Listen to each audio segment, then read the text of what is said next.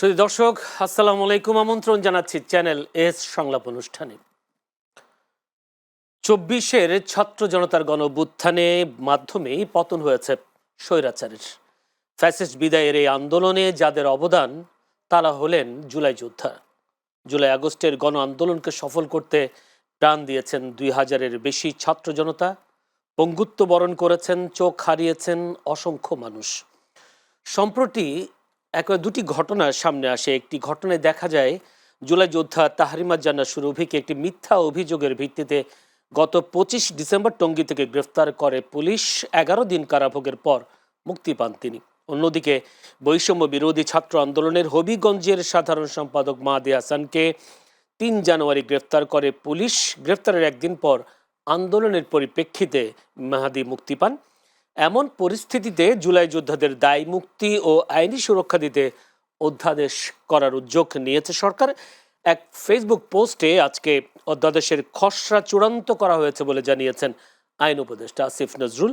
জুলাই বিপ্লবের বীরদের ফ্যাসিস্ট সরকারের দোসরদের হাত থেকে নিরাপদ রাখতে এবং তাদের প্রতিরোধমূলক কর্মকাণ্ডের স্বীকৃতি দিতেই এই উদ্যোগ নেওয়া হয়েছে বলে জানান তিনি। দর্শক, তাই আজকে আমরা আলোচনার বিষয় নির্ধারণ করেছি জুলাই যোদ্ধাদের দায় মুক্তি। আজকের অধ্যাদেশের খসড়া চূড়ান্তর কথা আইন উপদেষ্টা জানিয়েছেন। সমসাময়িক বিষয় নিয়েও আমরা আলোচনা করব আজকে। বিষয় যদি জুলাই যোদ্ধাদের দায় মুক্তি, এই বিষয়টা নিয়ে আলোচনা করবার জন্য স্টুডিওতে আমাদের সাথে উপস্থিত আছেন, আমার বাইরে আছেন Mustafa Kamal, deputy head of news Bangla vision. Mustafa Kamal, আপনাকে অসংখ্য ধন্যবাদ সময় দেওয়ার জন্য। আমার ডানে আছেন আল মামুর রাসেল, আইনজীবী, বাংলাদেশ সুপ্রিম কোর্ট। আল মামুর রাসেল, আপনাকেও অসংখ্য ধন্যবাদ সময় দেওয়ার জন্য। দর্শক, পুরো অনুষ্ঠান জুড়ে আপনাদের সাথে আছি আমি জয়নুল আবেদিন। বলছিলাম জুলাই যোদ্ধাদের দায় মুক্তি, একটু মুস্তাফা কামাল ভাইয়ের কাছে যেতে সাংবাদিক হিসেবে। এই দায় মুক্তির আইন অনেকভাবে অনেক সময় আমরা করতে দেখেছি, আবার সেই বাতিল করারও ঘটনা অনেক দেখেছি। এখন যে প্রশ্নটা মুস্তাফা কামাল ভাইয়ের কাছে আমার প্রশ্ন, সেটা হচ্ছে জুলাই যোদ্ধাদের দায় মুক্তির অধ্যাদেশ কতটা লাভবান হবে জুলাই যোদ্ধারা, প্রথম, আর এটা কেন করতে হচ্ছে? ধন্যবাদ আপনাকে। করতে হচ্ছে অনিবার্যতা, বরং দেরি হয়ে গেছে। এরই মধ্যে বলা চলে যে জুলাইকে কিন্তু ঝুলাই দেয়া হয়েছে। ব্যঙ্গ করেও বলা হয় জুলাইকে, কিন্তু কেউ কেউ ব্যঙ্গ করে ঝুলাইও বলে। কেন সেটা বলছি? বিপ্লব অথবা বলছি অভ্যুত্থান, কিন্তু এরই মধ্যে আপনি খেয়াল করে দেখুন, ওই 5 আগস্টকে কেউ কেউ এরই মধ্যে আর অভ্যুত্থান বলতে রাজি নন, বিপ্লব বলতেও রাজি নন। বিপ্লব তো আগেই বলতে রাজি হননি, অর্থাৎ নানান সংজ্ঞা এখানে তারা নিয়ে আসছেন, ওই সংজ্ঞা কাভার করে না বলে। তো কেন এরকম বয়ানটা? অর্থাৎ যেটা একদম জাগতিক বাস্তবতা, প্রবীণরা নবীনদেরকে একটু কম সহ্য করতে পারে। সেটা আমরা আওয়ামী লীগের যে ফেসিবাদ আমল যেটা বলছি, তখনও এদেরকে বলা হতো, বলতে বলতে নানান মন্দ বাক্য, মন্দ শব্দ বলতে বলতে এক পর্যায়ে বলা শুরু হলো যে এরা নেশাগ্রস্ত। আপনার বোধহয় মনে থাকার কথা, 5 আগস্ট সকালে তথ্য মন্ত্রণালয়ের ছোট্ট একটা নোট ছিল, টেলিভিশনগুলোতে বাধ্যতামূলক করা হয়েছিল সেটা প্রচার করতে। এরকম ভাষাটা আমি কাছাকাছি বলতে পারবো যে কিছু নেশাগ্রস্ত তৎপর হয়ে উঠেছে, তাদের কাছ থেকে যেন অভিভাবকরা তাদের সন্তানদেরকে নিরাপদ রাখে। খেয়াল করে দেখুন, কিছু নেশাগ্রস্ত বলতে এই জুলাই যোদ্ধারা। আবার যখন একটা পর্যায়ে তো রাজাকারের নাতিপুতি এটা সেটা বলা হলোই, বিপ্লবের বা অভ্যুত্থানের কিছুদিন পর দেখা গেল নাতিপুতির বদলে এটা সেটার বাচ্চা সম্বোধন শুরু হয়ে গেল। খেয়াল করে দেখুন আপনি, হয়তো সময় ভিন্ন, দল ভিন্ন। এটা কিন্তু বিএনপি ভার্সেস এনসিপি, তখন এনসিপি পয়দা হয়নি, বা বিএনপি ভার্সেস জামাত, তাও নয়, বা ছাত্রদল ভার্সেস শিবির, তাও নয়। এটা হচ্ছে নবীন প্রবীণের একটা অসহ্য করার প্রবণতা। তো এরকমটা করতে করতে যখন একটা পর্যায়ে দেখা গেল, আমি গণমাধ্যমে প্রবীণরা কি নবীনদেরকে আসলে স্পেস দিতে চায় না, সেই কারণে জাগতিক নিয়মটা এরকম। আবার এবারের তারুণ্য কিন্তু একটু ভিন্ন মেজাজের, একটু ভিন্ন মেজাজের। 71-এর সাথে একটু তফাৎ আছে। ভালো কি মন্দ, কোনটার গাঁথনি বেশি, কোনটার গুরুত্ব বেশি, ওই আলোচনা চলতে থাকুক, চলবে আরও। এবার একটা একটু ব্যতিক্রম, যে একটা সময় পর্যন্ত আমরা অভিভাবকরা খুব সতর্ক থাকতাম যে আমাদের সন্তানরা যেন রাজনীতিতে না জড়ায়, যে রাজনীতি একটা খারাপ জিনিস। ক্রমে ক্রমে যখন কোটা বিরোধী আন্দোলনের আগে নিরাপদ সড়ক আন্দোলন, আরও কয়েকটা ইস্যু ছিল, এগুলোতে দেখা গেল যে মেধাবী ছাত্ররা, ছাত্র বলতে একেবারে তারুণ্য, এবং মেধাবীরাই মেধাবীরাই বেশি, তারা একটু একটু করে সম্পৃক্ত হয়ে গেল। তখন এটা রাজনীতি না, সেটা নিরাপদ সড়ক আন্দোলন। তো এটার নেপথ্য থেকে আমরা যেটা আভাস বোধ করছিলাম যে একটু মেধাবীরা বোধ একটু একটু করে রাজনীতিতে আসছে। তো যেই তারুণ্য নিজের থেকেও বলতো যে আই হেট পলিটিক্স, পলিটিক্স, ইংরেজি একটু বেশিও বলে, মেধাবী। ইংরেজিতে যেহেতু বলেছে জি ঠিকই বলেছে। জি। তো আপনি বোধহয় খেয়াল করে দেখবেন, আমি ব্যক্তিগত অভিজ্ঞতা থেকে বলি, আমি কুমিল্লা শহরে একটা কলেজ পরিচালনা করি, বেশ নামকরা কলেজ, কুমিল্লা কমার্স কলেজ। তো আমরা যেসব কলেজগুলো ভালো রেজাল্ট করি, আমাদের অন্যতম একটা মার্কেটিং আছে, ওখানেও একটা মার্কেটিং আছে, কি যে এখানে রাজনীতি হয় না, অর্থাৎ অভিভাবকরা এতে কিন্তু মুগ্ধ হয়।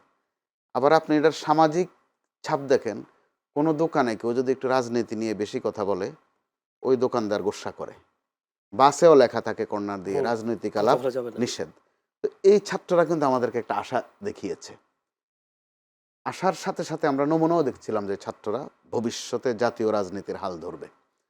তো তখনও যখন আন্দোলন চলছিল, যে ছেলেরা মুখ ভালো না, আজে বাজে শব্দ বলে, বাংলা ইংরাজি মিলিয়েই বলে, আবার বলা হয়েছিল যে এরা বেশি পেকে গেছে, আবার এই বয়ানও ছিল যে এরা ছোট মুখে বড় কথা বলে। কিন্তু আপনি ৫ আগস্ট দেখেন, এই ছোট ছোট মুখগুলো গুলো অনেক বড় বড় কথা বলে কাজও করে বড় ফেলছে, কাজ করে, শুধু কথাই নয়, জি, কাজেও বড় হয়ে কাজও গেছে বড় তারা। হয়ে গেছে। এরপর অপেক্ষা কি ছিল, যে তারুণ্য আমাদের মধ্যে একটা ভিন্ন রকমের শক্তি যোগাবে। আবার তারাও বারবার একটা শব্দ উচ্চারণ করতো, নতুন বন্দোবস্ত। শুনতে বেশ ভালো লাগে, কিন্তু যদিও বিস্তারিত ব্যাখ্যা নেই যে নতুন বন্দোবস্তটা কি। তো তারপরে আমরা আশাবাদী হতে শুরু করলাম যে নতুন বন্দোবস্ত হচ্ছে যে পরিষ্কার করে কথা বলবে, চোখে চোখ রেখে কথা বলবে, ভবিষ্যতে দেশের রাজনীতি পরিচ্ছন্ন হবে, দেশে দুর্নীতি ঘুষ থাকবে না। জি, বৈষম্য তো ঘুষ, অবশ্যই কমবে। তারা সর্বশেষ তাদের যেটা একটা জায়গায় এসে ঠেকেছে, বৈষম্যের অবসান চেয়েছে। প্রত্যেকটাই কিন্তু ভালো ভালো জিনিস। কিন্তু সমান্তরালে আমরা কি দেখলাম, যে যাদেরকে জুলাই যোদ্ধা বলছি, এরা ক্রমেই অনিরাপদ হয়ে যেতে লাগলো। এ পর্যন্ত সংখ্যাটা আমার এই মুহূর্তে ঠিক জোগাড় করতে পারবো না, ছোট বড় মিলিয়ে বেশ কয়েকজনের কিন্তু মৃত্যু হয়েছে। বড় মাপের হয়তো ওসমান হাদি। হুম, এরপর আপনি যে কয়েকটা উদাহরণ দিলেন, সুরবির কথা বললেন, সেখানে তার কিন্তু মৃত্যু র্যাব হয়নি। র্যাব দর্শনের ঘটনা জি, ঘটেছে। তার উপর দুই এক জায়গা হয়তো হেনস্থা হচ্ছে, এটা তো বাজে বার্তা দিচ্ছে যে তারা অনিরাপদ। হুম, এখানে হাদির কথা একটু আনতে হয়। ছেলেটা কিন্তু বারবার বলছিল যে সে জীবনের নিরাপত্তাহীনতায় ভুগছে, একটা জিডিও করেছিল। জি। এক হাদি হয়তো বলেছে, তো এরকম জুলাই যোদ্ধাদের আরো অনেকেই কিন্তু অনিরাপদ। সরকারের এই সিদ্ধান্তটাকে কিভাবে নিচ্ছেন আপনি? সরকার অবশ্যই নিচ্ছে, উপলব্ধি করছে, জি, কিন্তু উপলব্ধিটা অনেক দেরিতে। এখানে একটু বলে আমি শেষ করে ফেলি প্রসঙ্গটা। ৫ আগস্ট যদি তারা এটা বিপ্লব হিসাবে নিয়ে সরকার গঠন করে ফেলতে, তাহলে সেটাই আইনের লোক আছেন এখানে, হুম, বিপ্লব অথবা অভ্যুত্থান, এটাই কিন্তু একটা আইন, এটাই একটা সংবিধান।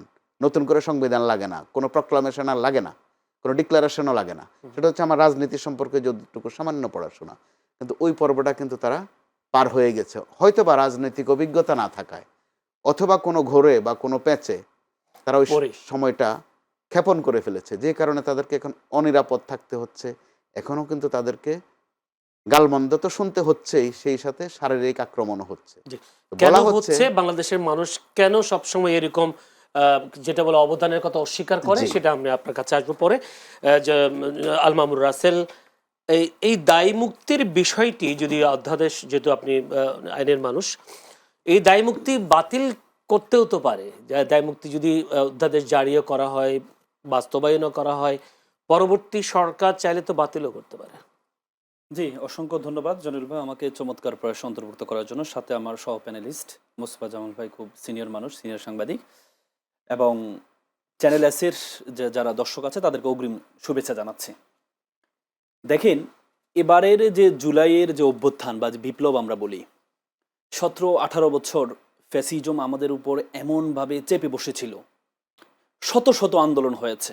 Begum Zia March for democracy ঘোষণা দিয়েছেন, সেদিন অনেকে মারা গিয়েছেন। শিবিরের একজন শহীদ মনসুর মালিবাগে শহীদ হয়েছেন। হ্যাঁ, মানে 17-18 বছর কম আন্দোলন তো হয়নি। ঈদের পর আন্দোলন হবে, ঈদের পর আন্দোলন হবে, অনেক কিছু করেছে। কিন্তু পলিটিক্যাল যারা, তারা রাস্তায় নেমেছে, সাধারণ মানুষ কিন্তু রাস্তায় নামেনি। কেন সাধারণ মানুষ রাস্তায় নামেনি? কারণ সাধারণ মানুষ এই পলিটিশিয়ানদেরকে বিশ্বাস করে না।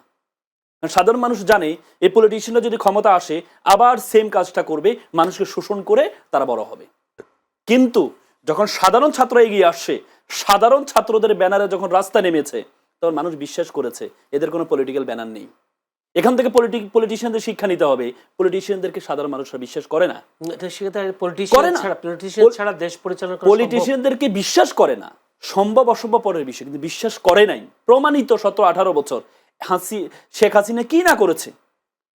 আপনি গুম কমিশনের দেখেছেন, 747 জন জামাতের শিবিরে গুম করা হয়েছে, 342 জন বিএনপির গুম করা হয়েছে, কত নেতাকর্মী জামাত শিবির বিএনপি কত নেতা কর্মীকে হত্যা করা হয়েছে।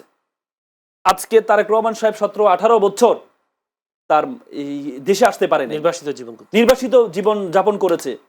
তারপরেও সাধারণ মানুষ কিন্তু এই যে আসতে পারছে না, বেগম জিয়া সবার এত প্রিয় মানুষ, বেগম জিয়াকে গৃহবন্দী করা হয়েছে, তাকে পয়জনিং দিয়ে তাকে হত্যার চেষ্টা করা হচ্ছে, তাকে বিদেশ যাওয়া দিতে হচ্ছে না কেন? আমরা তো শুনি নাই কখনো কোনো বিএনপির 1 লক্ষাধিক, এখন তো মনে হয় কোটি কোটি, সবই তাদের 70% জরিপে চলে আসছে। কেন বেগম জিয়া, যেদিন বেগম জিয়াকে বাড়িতে থেকে বের হতে দেয় নাই 1 লক্ষ মানুষ সেদিন শুয়ে পড়তো রাস্তায়। যেদিন বেগম জিয়াকে গ্রেপ্তার করা হয়েছে সেদিন 1 লক্ষ মানুষ বলতো যে আমরা স্বইচ্ছায় আমরা জেলে যাব, বলেছিল? বলে নাই। আমরা ঢাকা বিশ্ববিদ্যালয়ে দেখতাম 10-12 জন মিছিল করতো, আর এখন শত শত মানুষ, হাজার হাজার ছাত্র কোথা থেকে আসে? তার মানে দুধে মধু, মানে দেওয়ার মাসি কি বলে রাজনীতির গতিপথ। হ্যাঁ, যখন আপনার হবে মিষ্টি হবে তখন সবাই আসবে। কিন্তু সাধারণ পলিটিশিয়ানদেরকে বিশ্বাস করে নাই। যখন সাধারণ ছাত্ররা যখন ব্যানারে নেমেছে, তখন সাধারণ মানুষ বলেছে না, এদেরকে বিশ্বাস করা যায়, আমাদের দেশকে রক্ষা করতে হলে এদেরকে বিশ্বাস করা যায়, তখন কিন্তু নেমেছে। একটা প্রশ্ন নামার পরে আমি শেষ করি।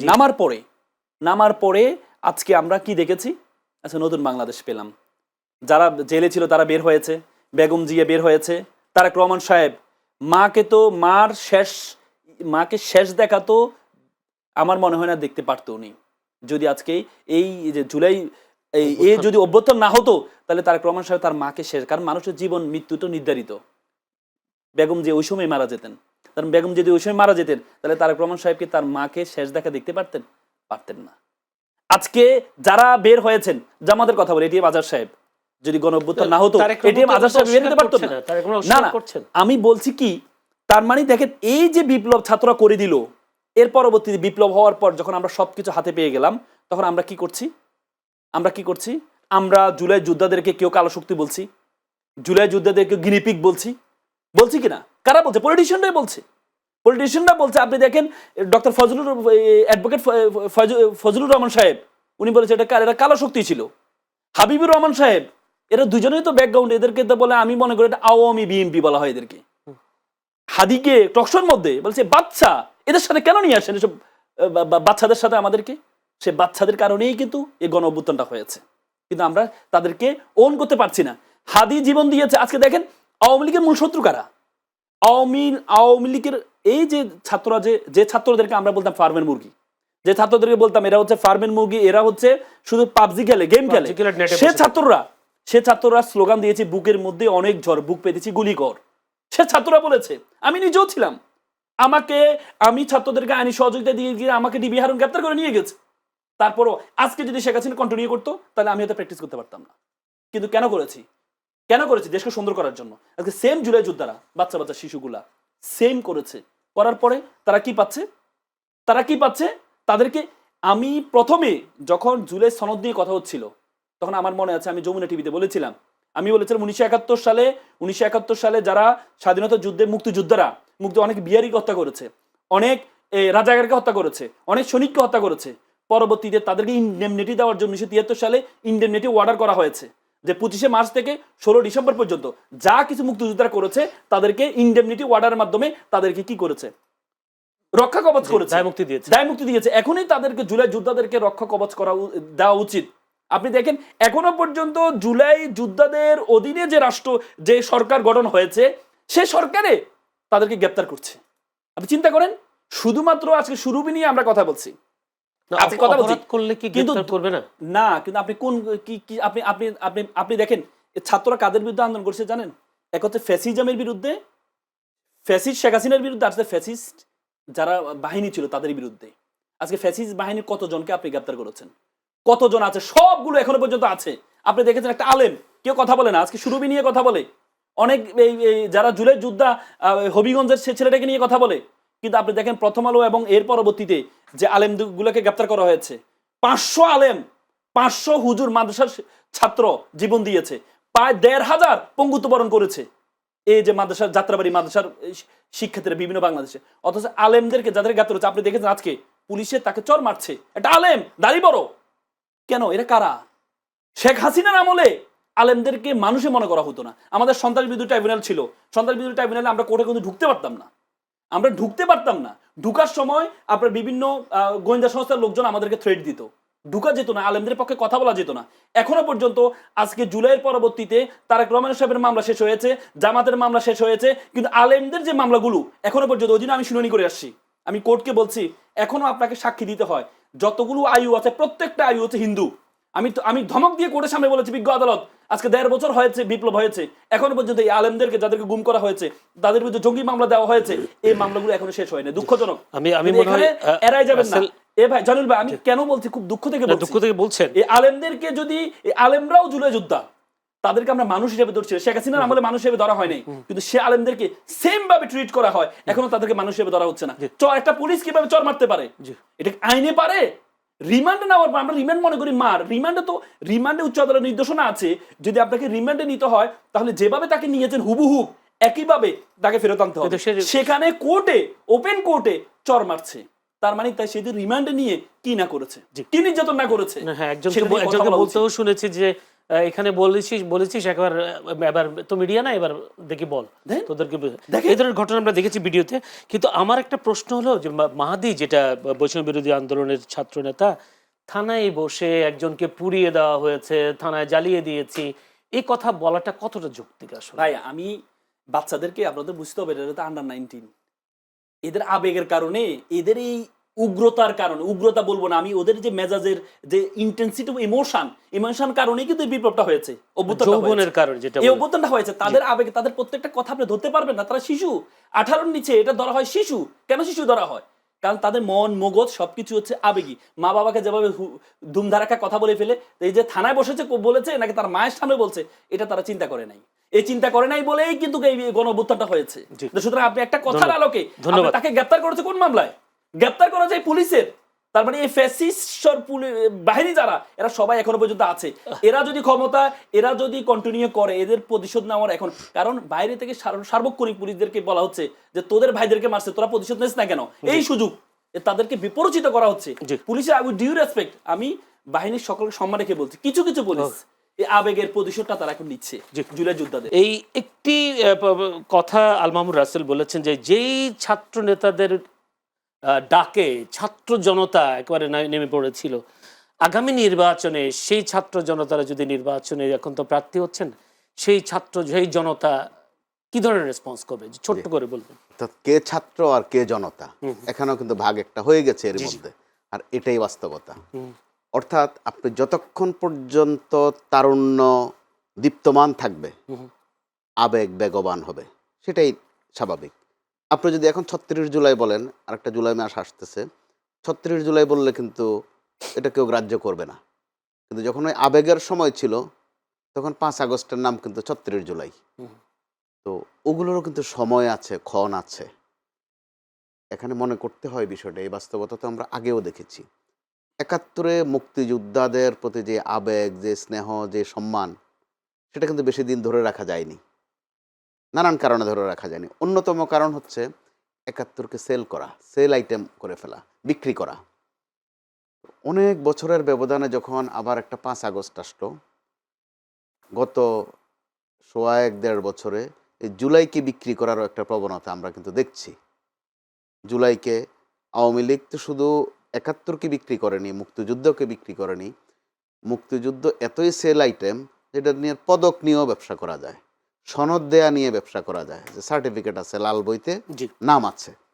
তো কিন্তু দুঃখজনকভাবে আমাদের এই জুলাই নিয়ে সেটা কাম্য ছিল না। জুলাইয়ের আন্দোলনটা শুধুই শিক্ষার্থীরা করেছে, এরা ফ্রন্টলাইনার ছিল সত্যি, কিন্তু আপনি খেয়াল করে দেখবেন, একটা ছেলে যখন রাস্তায় নেমেছে, পেছনে পেছনে তার মাও কিন্তু এসেছে, একটু দূরে হয়তো বাবাটাও ফলো করছে। এতে করে কিন্তু ছাত্র আর জনতা, কারণ মা আর বাবা তো ছাত্র না, তারা কিন্তু জনতারই অংশ, যে কারণে আমরা ছাত্র জনতা বলছি। কিন্তু পরবর্তীতে রাজনৈতিক নিষ্ঠুরতাটা আপনি খেয়াল করে দেখুন, বড় দুটি দল বিএনপি এবং জামাতে ইসলাম, দুটার মধ্যে আমরা একটা প্রতিযোগিতা দেখলাম যে ছাত্রদেরকে একটু স্বীকার করা, আয়ত্তে নিয়ে যাওয়া, ক্যাশ করা।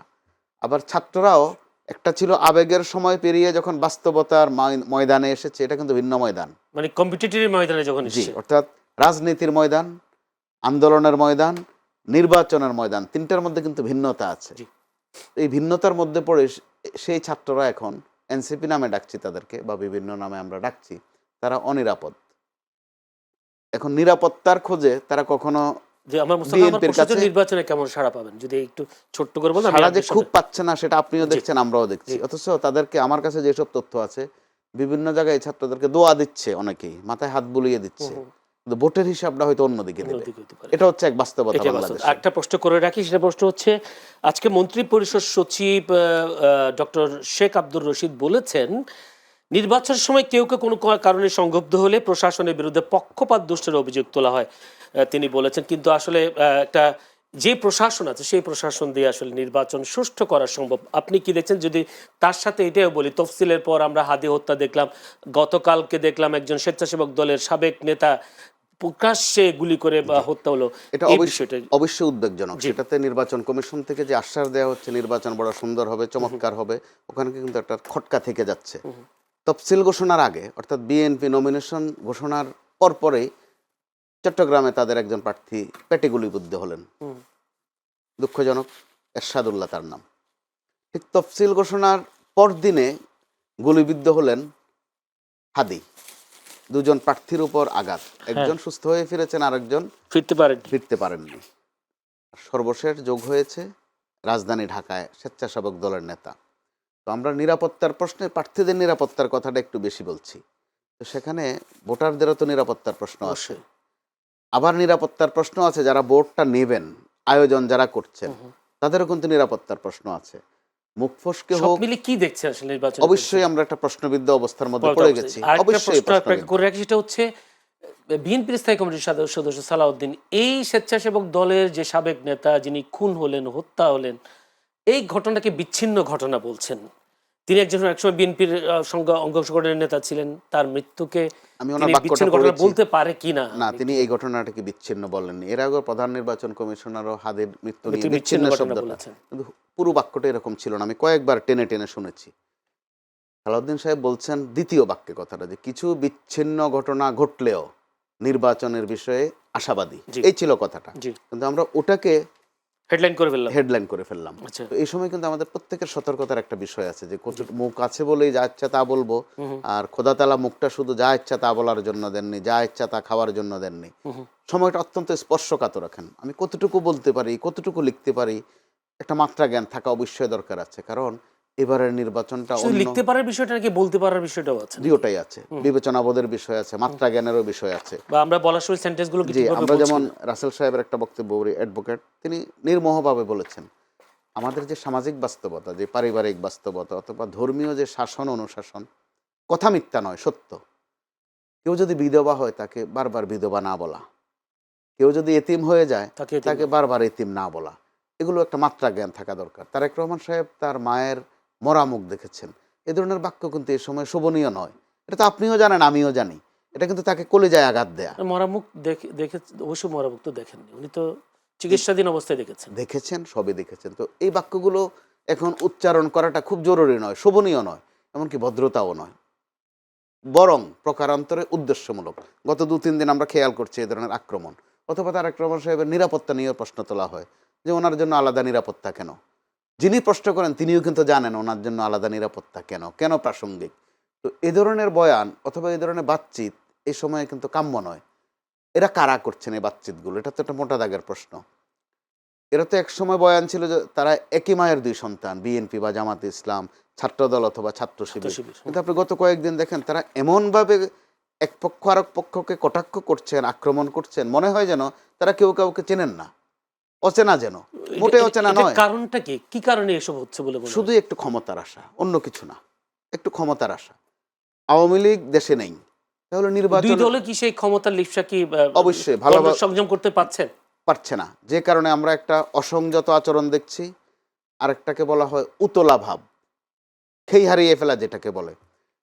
আওয়ামী লীগ মুক্ত বাংলাদেশ, এখন রাজনীতি তারা নেই, কিন্তু তারা প্রাসঙ্গিক। যে তাহলে ভোটের মোস্তফা ভাই, মাঠে আমার কাছে বিএনপি খুবই এবং কম জামাত সময় প্রাধান্য। এই খেই হারিয়ে ফেলা কোনো সময় আবার এই বাংলাদেশে যারা রাজনীতি করছে তাদের জন্য অশনি সংকট আসতে পারে কিনা? অবশ্যই আপনি কি আসতে মনে পারে, করেন? অবশ্যই আসতে আসতে পারে। পারে, আমি এটা কারণ নিয়ে খেই হারানোর থাকছি। পরিণতি কখনো জি, আজ পর্যন্ত ভালো হয়নি। ভালো আপনি হয়নি। একটু বলতে হয়, শেখ হাসিনা এমনিতে অতি কথন করেন, জি, এটা তার বোধহয় বরাবরের বৈশিষ্ট্য। আমি গণমাধ্যম কর্মী হিসাবে যখন থেকে এসেছি বরাবরে দেখেছি তিনি বেশি কথা বলেন। হুম, হুম। তো এই বেশি কথা যখন খেয়ে হারানো পর্যায়ে চলে যায়, শেষ দিকে আপনি খেয়াল করেছেন প্রতিদিনে 2-3টা করে বলেন।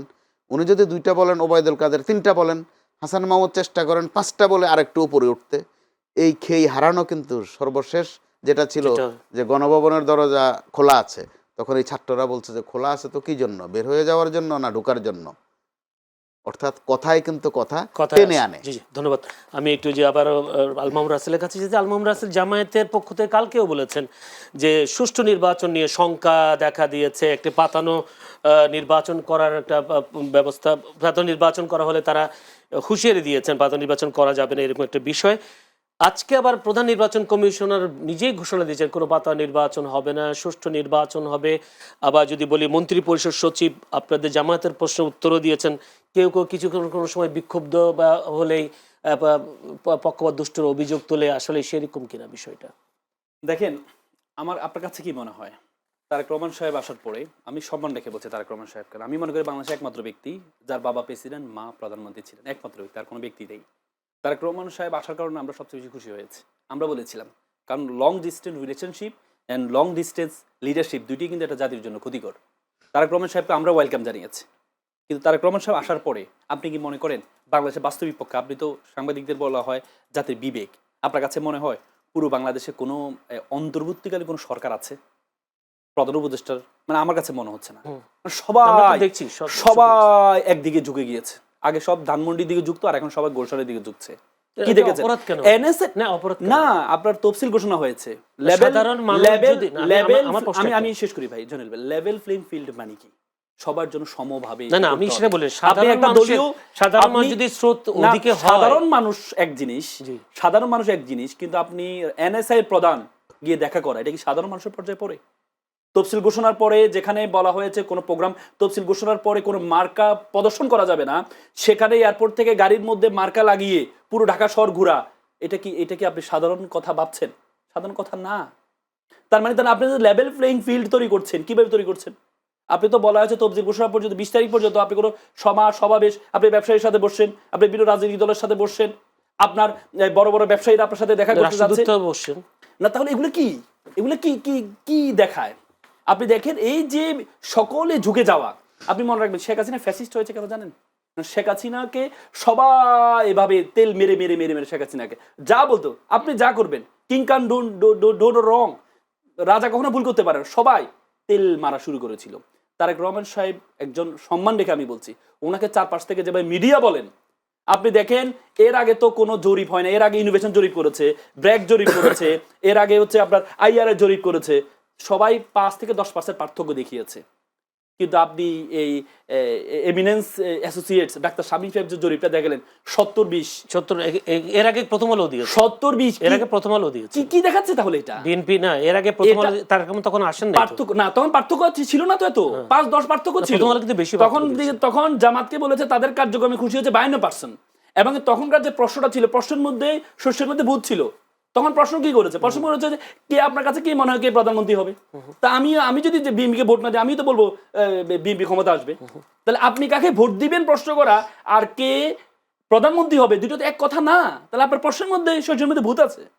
তার মানে দেখেন এভাবে জরিপগুলো আপনি দেখেন। জগন্নাথের, তারেক রহমান আসার পরে তো একমাত্র নির্বাচন হয়েছে কোথায়? জগন্নাথে যে জরিপটা, 62 যে জরিপটা আমরা দেখেছি, জরিপের মধ্যে দেখিয়েছে যে ছাত্র দলের যে প্যানেল, সে প্যানেল জয়লাভ করার পার্সেন্টেজ হচ্ছে শিবির থেকে ডাবল। গতকাল কি দেখেছেন?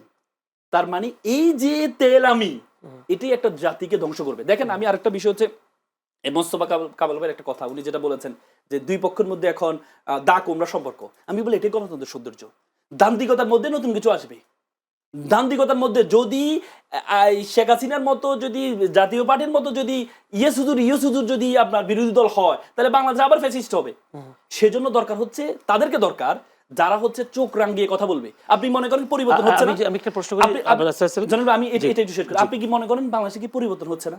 দেখেন ছাত্রদল এর আগে যতগুলো বিশ্ববিদ্যালয় প্যানেল দিয়েছে সবগুলো তাদের নামে প্যানেল দিয়েছে, এবং যখন শিবির হচ্ছে সাধারণ ছাত্রদেরকে নিয়ে প্যানেল দিয়েছে তখন সুশীলরা বলেছে, সাংবাদিকরা বলেছে শিবিরের নামে দেয় না, কারণ শিবির জিততে পারবে না, এই জন্য তারা ভিন্ন নামে দিয়েছে।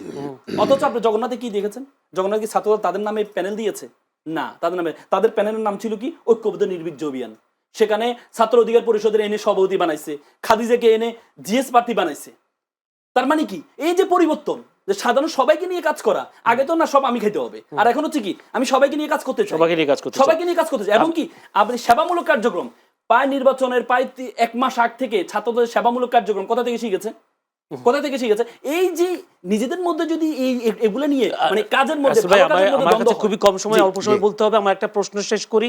সেই প্রশ্নটা হচ্ছে, আপনি বললেন বিএনপির তারেক রহমান আসার পর সবাই ওদিকে ঝুঁকছে, আমরা দেখলাম জামায়াত ইসলামের আমিরও সেখানে গিয়ে দেখা করলেন, কথা বললেন, বের হয়ে বললেন নির্বাচনের পরে আমরা আবার একটা সরকার গঠনের আগে বসবো। আপনি একটা বললেন শক্তিশালী বিরোধী দল দরকার, তাহলে তারা কি যে বক্তব্যটা দিলেন নির্বাচনের পরে বসবেন, তাকে নাকি জাতীয় সরকারের কথা বলা হচ্ছে? নিশ্চয়ই ইউনিটি গভর্নমেন্ট আর জোটের মধ্যে পার্থক্য আছে, আমরা সেটাই বুঝি না। ইউনিটি গভর্নমেন্ট মানে কি? ইউনিটি গভর্নমেন্ট মানে হচ্ছে যে আপনি যেমন আগে কি ছিল, জোটটা কি ছিল, আগে আওয়ামী লীগ করতো, জাফাকে বলছে যে তোমাকে আমি 10টা সিট দিয়ে দিব, তুমি বিরোধী দল হবে, আমার গৃহপালিত বিরোধী দল হবে। আর এখন ইউনিটি গভর্নমেন্টের থিওরিটা হচ্ছে যে বিএনপির মতো ইলেকশন করবে, জামাতের মতো ইলেকশন করবে, যে যত সিট পাবে, বিএনপি সর্বোচ্চ সিট পেয়েছে, জামাতও একটা নির্দিষ্ট সিট পাবে। পাওয়ার ক্ষেত্রে আমরা বিরোধী দল হলে বিরোধী দলকে কি মনে করি? সে মানুষের পর্যায়ে পড়ে না, এটা দলের পর্যায়ে পড়ে না, একে জেলে ঢুকাইতে হবে। এই যে শেষ করে দিব, এই শেষটা না করে আমরা জামাতের আমি কিন্তু রয়টার্সকেও বলেছে ন্যূনতম 5টা বছর আমাদের যে সংস্কারগুলো বাংলাদেশকে আগামী বাংলাদেশ কিভাবে চলবে, আমি মনে করি এবার যে ইলেকশন হয়েছে এবার জামাত আমির বলেছেন 5 বছর, মানে 5 বছর জন্য সবাই স্বীকার করছে বাংলাদেশকে পরিবর্তন করার জন্য ন্যূনতম 5 বছর, যে এক পক্ষ আর পক্ষকে ধ্বংস করে দিব না, এক পক্ষ আর পক্ষকে ধ্বংস করে দিব না, সেই মানে যে ক্ষমতা আসুক তাকে সহযোগিতা করবে, জামাত এটা বলছে, একে অপরকে সহযোগিতা করবে। এটা মানে না যে আমরা একসাথে গৃহপালিত বিরোধী দল বানাবো, তুমিও মন্ত্রী থাকবে আমিও মন্ত্রী থাকবো, না, এটা না। জি আচ্ছা, জি আর আসলে একটা প্রশ্ন যে আপনি রয়টার্সের কথা যখন তুললেন, সেখানে বলি জামায়াত আমিরের সাথে ভারতীয় কেউ দেখা করেছেন, সেই কথা তিনি রয়টার্সকেও বলেছেন, এবং তিনি বলেছেন গোপন রাখতে। আসলে তিনি অনেকদিন ধরে গোপন রেখেছেন কেন জামাত? আচ্ছা আমাকে আপনি একটু বলেন তো, এই জিনিসটা কি জামাত আমির প্রকাশ করেছে নাকি প্রকাশ হয়েছে? প্রশ্নের কারণে প্রকাশ হয়েছে নাকি প্রকাশ করেছে? প্রকাশ করেছে। জি, সাফাদির সাথে নুরুর মিটিং ছিল, সেটা কি প্রকাশ করেছিল নাকি প্রকাশ হয়েছে? সেটা প্রকাশ হয়েছে। আর জামাত আমির প্রকাশ করেছে। আমি তো বলছি জামাত আমির সাহসের পরিচয় দিয়েছে, এবং জামাত সাথে এর পক্ষ ইন্ডিয়ার পক্ষ থেকে 6 থেকে 7 বার বসার জন্য চেষ্টা করেছিল, উনি সময় দেয় না। এবং ওনার সাথে যে আমি শেষ করি, ওনারটা কি ছিল, উনি অসুস্থ ছিলেন, ওনাকে দেখতে গিয়েছেন, আপনি আমি অনেকে দেখতে গিয়েছেন, দেখার সময় গিয়ে বলে যে ভাই আমি তো সবসময় তোমার বিরুদ্ধে সবসময় কথা বলি, কিন্তু আমি তোমাকে দেখতে আসছি, আল্লাহর রাস্তায় তুমি এটা কারোর সাথে শেয়ার করো, আমি তোমার সাথে মিটিং করতে আসিনি। যদি মিটিং হতো তাহলে আগে থেকে নির্ধারিত হতো আপনার সাথে আমার অমুক জায়গায় মিটিং হবে না, উনি অসুস্থ ছিলেন, ওনার সাথে দেখতে গিয়েছেন। ওই দিন আমি আমার বাড়ি কুমিল্লা 14 গ্রামে গিয়েছি, আমি একটা হোটেলে বসি, আর কিছু বিএনপির লোকজন আসছে, কিছু জামাতের লোকজন আসে, তো ওরা জামাতের একজনের ছবি তুলতেছে, তখন বিএনপি একজন বলতেছে ভাই আল্লাহর রাস্তায় ছবিটা একটু ফেসবুকে দিয়ে না, দিলে সমস্যা কি? তো ভাই আমরা সবসময় জামাতের বিরোধিতা করি, এখন যদি একসাথে খাচ্ছি তাহলে মানুষ মুখে বলো একটা, কাজে করো আরেকটা। ইন্ডিয়া কেন নিষেধ করেছে? এই জন্য নিষেধ করেছে কারণ ইন্ডিয়া সবসময় জামাতের এগেইনস্টে কথা বলে, জামাত মানে দ্বিতীয় আফগান, জামাতের এগেইনস্টে কথা বলে, এখন জামাতের সাথে বৈঠক বসছে, এটা ইন্ডিয়ার জন্য অপমানজনক, এই জন্য ইন্ডিয়া নিষেধ করেছে। জামাতের আমির সেটা প্রকাশ করছে, সাহসের পরিচয় দিয়েছে। সাহসের পরিচয় দিতে যদি মোস্তফা কামাল আপনারা একটু অনেকক্ষণ সময় পাবেন কথা বলার জন্য। প্রথম প্রশ্ন হলো যে উনি বলেছেন যে জামাতে আমির সাহস করে প্রকাশ করেছে রয়টার্স, আপনার কি মনে হয়? একটা প্রশ্ন। দ্বিতীয় একটা প্রশ্ন করে রাখি, কারণ বারবার প্রশ্ন করলে হয়তো সমস্যা হবে। দ্বিতীয় প্রশ্ন হলো বিএনপি ভারপ্রাপ্ত চেয়ারম্যান তারেক রহমান আসার পর আমরা যে জনস্রোত দেখলাম বিএনপির প্রতি, একমুখী, আমরা সবাই বলছি এখন বিএনপি একটা জয় জয় করা অবস্থা। এমন একটা সময় জগন্নাথ বিশ্ববিদ্যালয়ে নির্বাচন হলো, সেখানেও দেখা গেল শিবিরের উত্থান। কেউ কেউ বলছেন শিক্ষিত সমাজগুলোতে ছাত্রদল কেন তাদের আদর্শ প্রচার করতে পারছে না, আপনি কি মনে করেন? অবশ্যই এটা গুরুত্বপূর্ণ প্রশ্ন, বিএনপি নিশ্চয়ই বিষয়টা ভাববে, এবং ছাত্রদলেরও বিতর্কতভাবে ভাবনার বিষয় আছে, এখানে উপলব্ধির বিষয় আছে। শেষ প্রশ্নের জবাব এটা। এর আগের প্রশ্নটা হচ্ছে এরকম, এখানে আমরা যতই ভারত বিষয়ে নানান ধরনের বয়ান দিয়ে থাকি না কেন, ভারত অত্যন্ত প্রাসঙ্গিক বাংলাদেশের সাথে। হুম, হুম। অগ্রাহ্য করার খুব একটা সুযোগ নেই। মাঠে ময়দানে অনেক কথা বলি, ভিতরগত বিষয়টা কিন্তু ভিন্ন। জামায়াতের আমির যেভাবে পরিষ্কার করেছেন যে ভারত তাকে বলেছিল গোপন রাখতে, কিন্তু তিনি সাহসের সাথে গোপন আর রাখেননি বলে দিয়েছেন।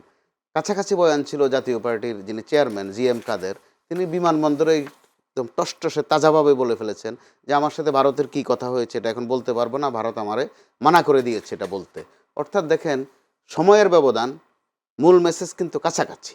তো ওই বিতর্কে না গিয়ে আমরা সময়টাকে যদি বিবেচনায় নেই, এই সময়টায় খুদ ধরার দুটো উদ্দেশ্য থাকতে পারে। একটা হচ্ছে ঘায়েল করা, আর একটা হচ্ছে তাকে সহযোগিতা করা। জামাতের দিক থেকে এতক্ষণ আমার অত্যন্ত স্নেহাস্পদ অ্যাডভোকেট রাসেল যা বললেন, এগুলো যদি বিএনপির জন্য কল্যাণ কামনা করে বলা হয়ে থাকে, অবশ্যই বিএনপির সেগুলো গ্রহণ করা উচিত। এই যে ত্রুটিগুলো তিনি ধরিয়ে দিলেন, এটা কিন্তু এক ধরনের সহযোগিতা, কল্যাণ কিন্তু আমরা কামনা। ত্রুটিগুলো নিতে আবার পারি যদি আমাদের নেয়ার অভ্যাস সম্ভবত বিএনপি নেতাদের মধ্যে হয়ে উঠেছে অনেকটা, বিশেষ করে এখন ভারপ্রাপ্ত চেয়ারম্যান, তিনি দেশে আসার আগেও পরেও আজ পর্যন্ত কাউকে কটাক্ষ করে একটা কথা বলেননি, এমনকি নিজের জ্বালা যন্ত্রণার কথাও বলেননি। এটা কিন্তু উল্লেখ করবার মতো বিষয়। আবার তিনি সেটা পেয়েছেন কার কাছ থেকে? বলাই চলে তিনি মায়ের কাছ থেকে সেটা পেয়েছেন।